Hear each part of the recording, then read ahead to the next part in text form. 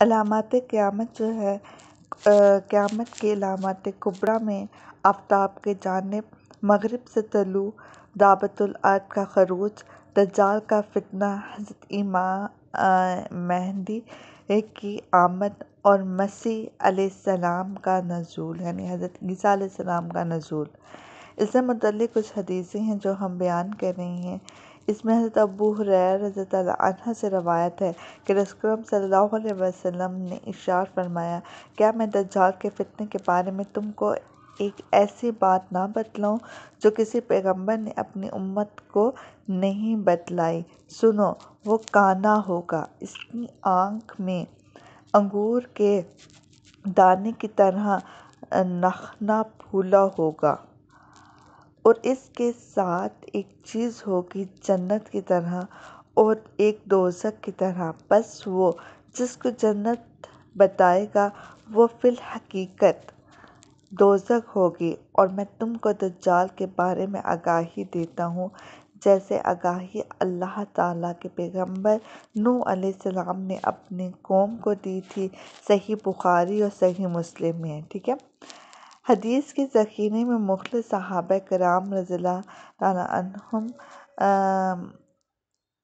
سے دجال سے متعلق اتنی حدیثیں مروی ہیں جس سے مجموعی طور پر یہ بات قطعی اور یقینی طور پر معلوم ہو جاتی ہے کہ رسول اکرم صلی اللہ علیہ وسلم نے قیامت کے قریب دجال کے ظہور کی اطلاع دی ہے، اور یہ کہ اس فتنہ بندگان خدا کے لیے عظیم ترین اور شدید ترین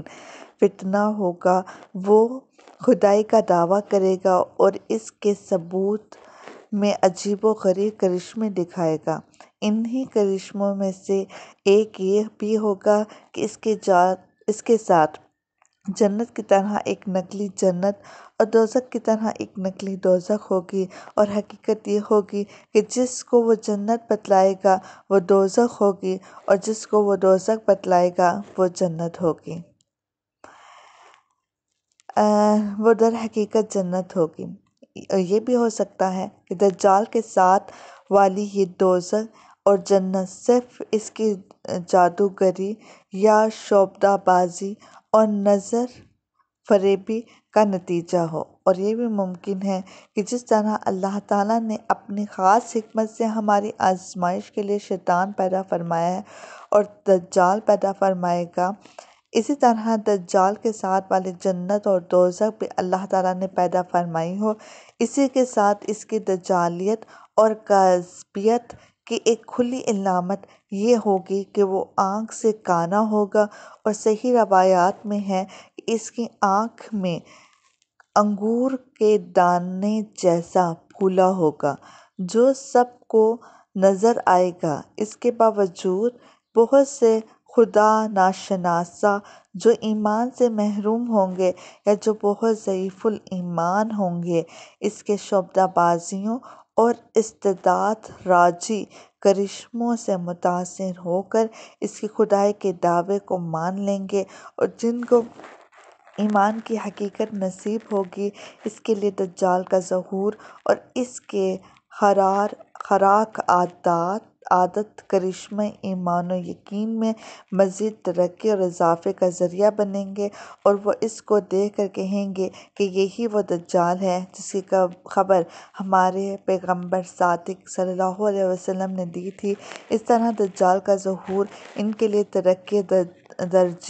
درجات کا وسیلہ بنے گا۔ دجال کے ہاتھوں میں ظاہر ہونے والے خوارق جیسے کہ اوپر ذکر کیا گیا، قیامت سے پہلے دجال کے ظہور سے متعلق حدیث نبوی کا ذخیرے میں اتنی روایتیں ہیں جن کے بعد اس میں شک و شبہ کی گنجائش نہیں رہتی کہ قیامت سے پہلے دجال کا ظہور ہوگا۔ اسی طرح ان روایات کی روشنی میں اس میں بھی کسی شبے کی گنجائش نہیں رہتی کہ وہ خدائی کا دعویٰ کرے گا، اور اس کے ہاتھ میں بڑے غیر معمولی اور محری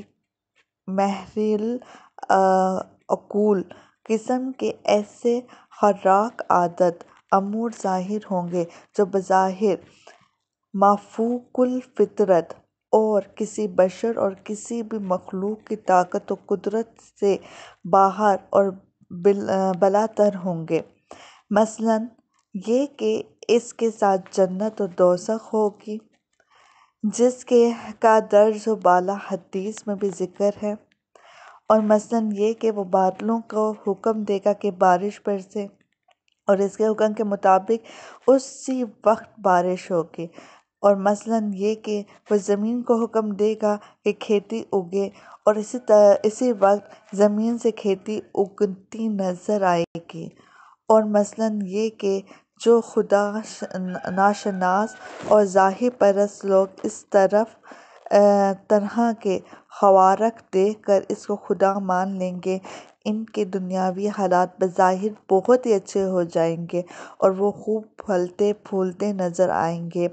اس کے برخلاف جو مومنین صادقین اس کے خدائی کے دعوے کو رد کر دیں گے اور اس کو دجال قرار دیں گے، بظاہر ان کے دنیاوی حالات بہت ہی ناسازگار ہو جائیں گے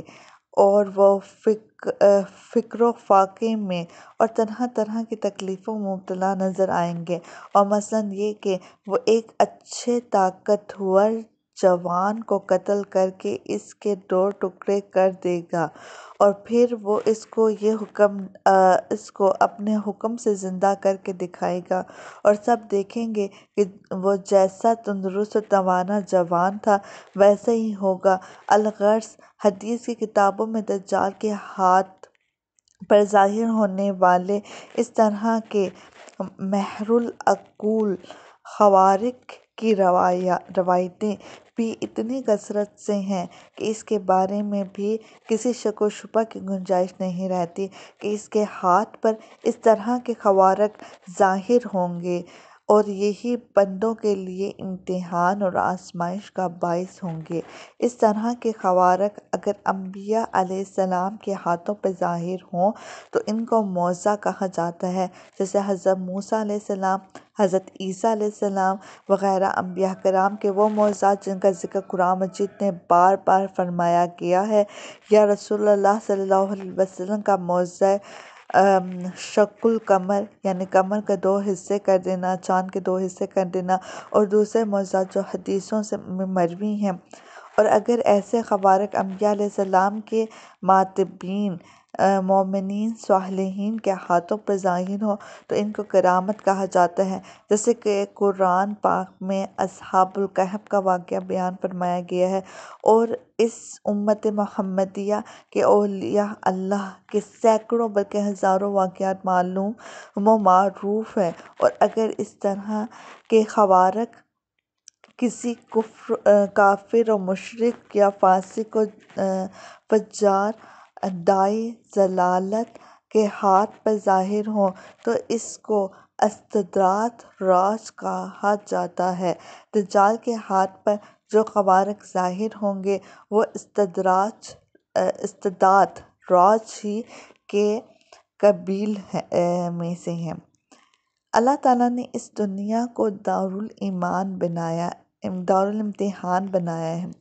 انسان میں خیر کی بھی صلاحیت رکھی گئی ہے اور شر کی بھی، اور ہدایت و دعوت الخیر کے لیے انبیاء علیہ السلام بھیجے گئے، اور ان کے نائبین کی قیامت تک یہ خدمت انجام دیتے رہیں گے، اور اضلال اور دعوت شر کے لیے شیاطین اور انسانوں اور جنات میں سے اس کے چیلے چھانٹے بھی پیدا کیے گئے جو قیامت تک اپنا کام کرتے رہیں گے۔ بنی آدم میں خاتم النبیین حضرت سیدنا محمد صلی اللہ علیہ وآلہ وسلم پر ہدایت اور دعوت الخیر کا کمال ختم کر دیا گیا۔ اب آپ ہی کے نائبین کے ذریعے قیامت تک ہدایت و ارشاد اور دعوت الخیر کا سلسلہ جاری رہے گا، اور اضلال اور دعوت شر کا کمال دجال پر ختم ہوگا، اور اس طرح اس کو اللہ تعالیٰ کی طرف سے بطور استدراج راج ایسے غیر معمولی اور محر العقول یعنی عقل سے ہی بالاتر خوارق دیے جائیں گے جو پہلے کسی داعی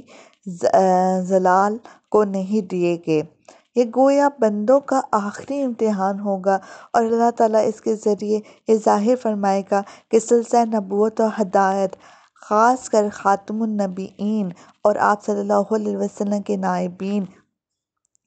کی ہدایات و ارشاد اور دعوت الی الخیر کی مخلصانہ کوششوں کا نتیجے میں وہ صاحب الاستقامت بندے بھی اسی دجالی دنیا میں موجود ہیں، جن کے ایمان و یقین میں ایسے مہر العقول خوارق دیکھنے کے بعد بھی کوئی فرق نہیں آئے گا، بلکہ ان کی ایمانی کیفیت میں اضافہ ہوا اور ان کو وہ مقام صدیقیت حاصل ہوا جو اس سخت امتحان کے بغیر حاصل نہیں ہو سکتا تھا۔ اللہ تعالیٰ ہمیں دجال کے فتنے سے بچائے، اس کے لیے آپ سورہ کہف کی روزانہ